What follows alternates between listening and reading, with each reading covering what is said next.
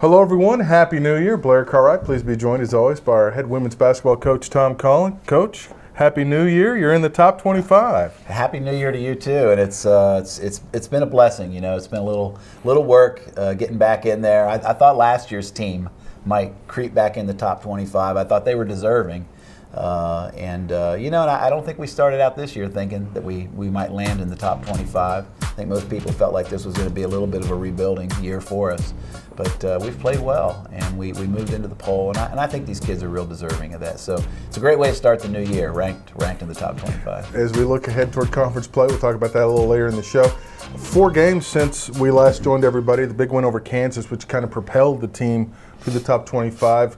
Let's go ahead and look at our 3 keys. And wow, we'll start first. Christelle Williams, she's been very steady. Well, we knew all along someone was going to have to step in and replace Ashley Daniels, who was a good defender, rebounder, and not a big-time scorer for us, but every once in a while would put points on the board. So I think our belief was that Christelle Williams was ready. It's her time. She's a senior. She's more than capable of doing it. And so far, in terms of the scoring and the rebounding, she's done a terrific job for us. So she stepped up in a big way. Still a little inconsistent. We want her to play a little harder and maybe be a little bit better defender than what she is, but she's working really hard at it, and I think she's ready to peak out and have a good conference season.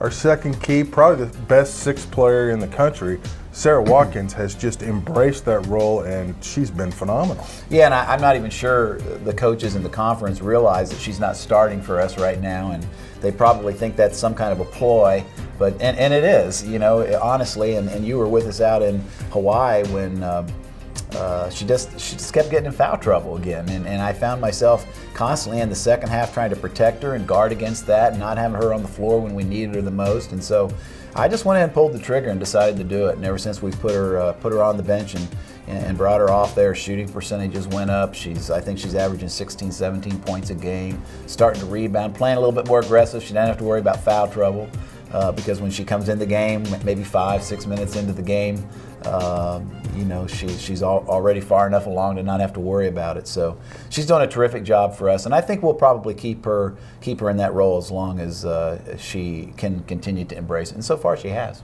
Third key, your point guard, not flashy, but wow, you look at the numbers she's put up, especially the last 3 games.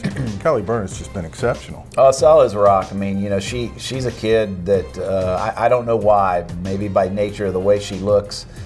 She's just a good-looking kid, doesn't look like a basketball player, doesn't get a lot of preseason recognition, and in my mind, when I was filling out my ballots and I nominated her for preseason all-conference, in my mind, I already felt like she was the best point guard in our conference, But I'm not sure that the coaches have quite learned to appreciate her yet. I mean, last year, of course, she came off the bench for us, but stepped in and filled in for Sierra Ricketts, our all-conference kid, and just does a fantastic job. Makes shots, makes good decisions, doesn't turn the ball over much, and the one thing about Callie that a lot of people really underestimate is she's really a good defender. She's guarded the other team's best player almost every single game so far, and she's done a great job with that. And we have a bonus key this week, and we've got to mention her. Dominique Robinson has been phenomenal, especially the last 3 games. Well, and we've been waiting for her to come around. She's had health issues, off-season surgery, and some things going on, and so it's taken a while for her to kind of ease back in, and we finally have tried to get her on the floor a few more minutes, and she's done a good job with the minutes that she's got. So, and we needed that because Kara Peak, of course, in her absence, just went off and was leading us in scoring and doing a lot of great things. And she's still more than capable of doing that on any given night. But I hated relying on Kiera, 30, 35 minutes a game. So it's good to have Dominique back. It's that two-headed monster, so to speak, in terms of getting out there and guarding the ball and rebounding and playing hard and just kind of making hustle plays for us. Non-conference schedule has ended 12-1. Is this team where you had hoped they would be as you head into conference? I think this team's a little further along than I thought that they might be.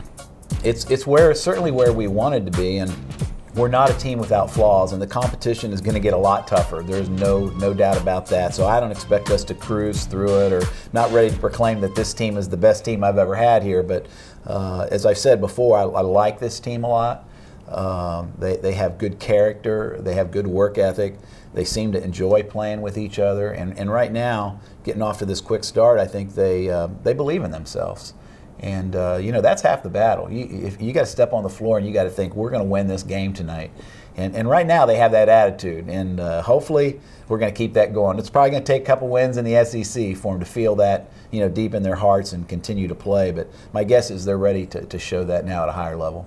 One thing that really strikes me being around this team as much as I've been able to this year is the team chemistry. You mentioned it a little bit, but I mean, they get along, and that's really it's kind of sad in a way, but it's great for this team, but that's rare to have such good chemistry like they've had. Well, they like each other. They accept their roles. They're certainly competing for playing time. They all want to play. They all want to be stars if they can.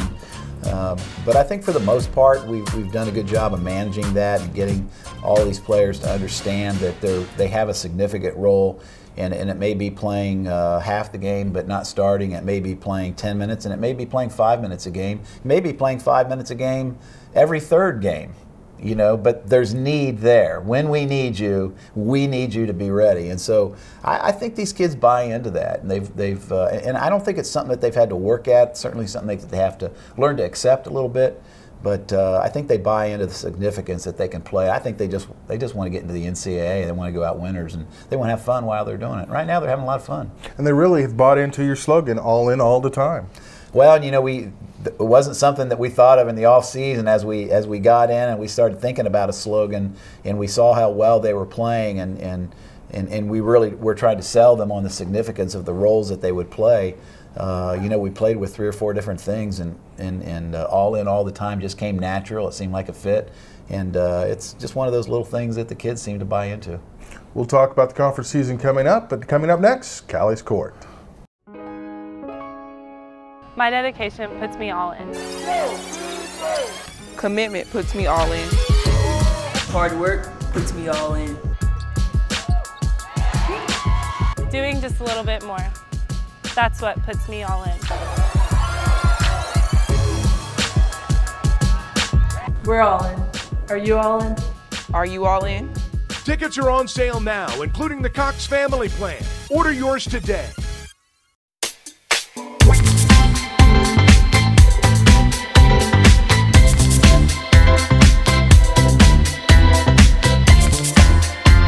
Hey everyone, welcome to Callie's Court. This past Sunday we got a chance to go to Coach Collen's house and have our Christmas party. We got to have some delicious food. We had some jingle bell routines and a Joy to the World bell routine.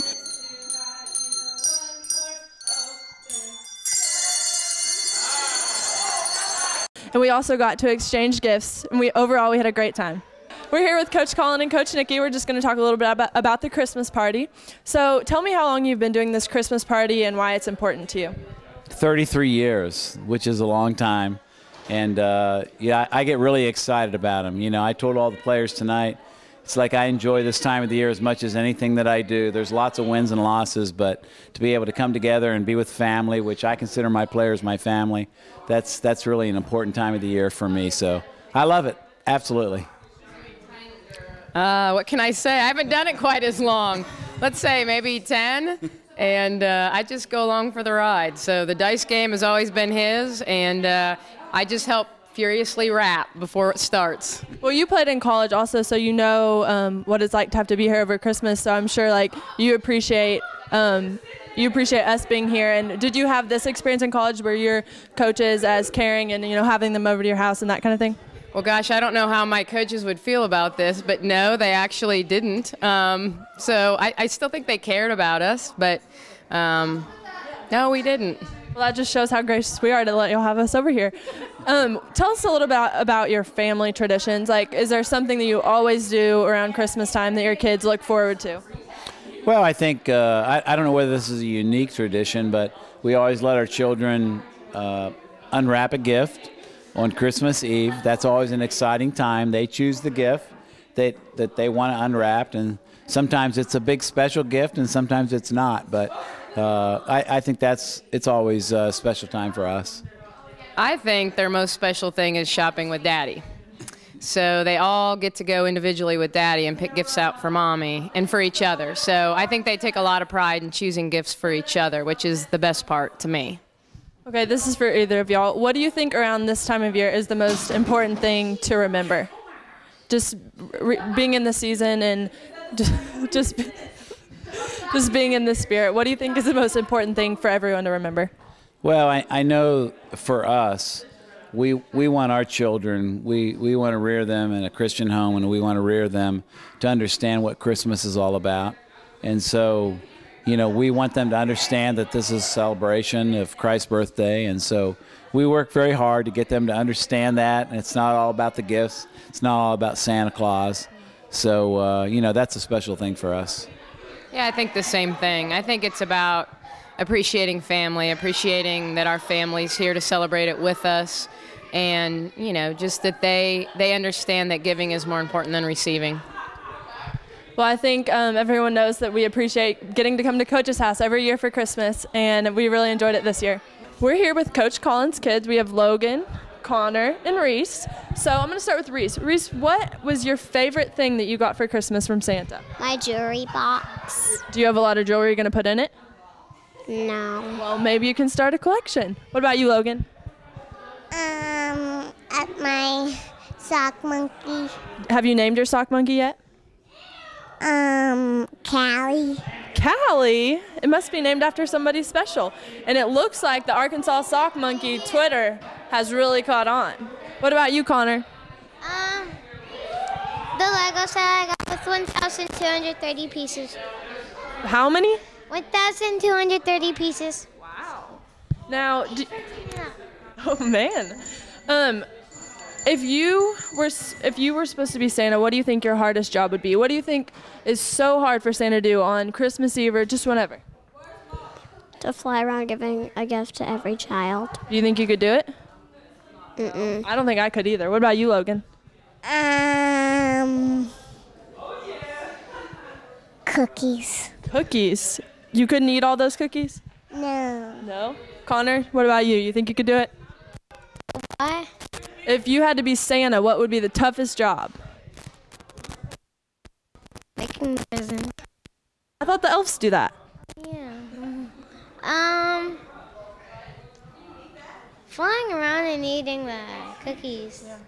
Well, it looks like the Collins had a good Christmas, and we hope y'all had a good Christmas too.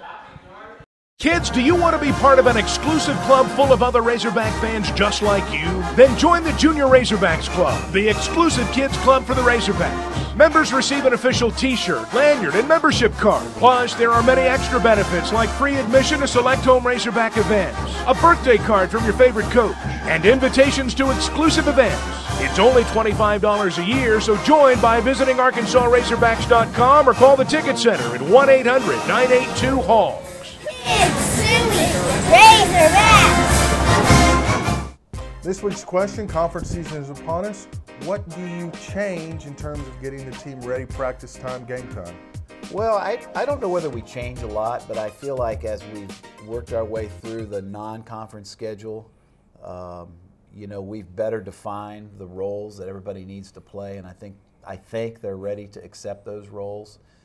Certainly the one thing that happens when you get into the SEC play is that there are no week games, there are no games to experiment anymore. All the experimentation is over with. Now it's time to play.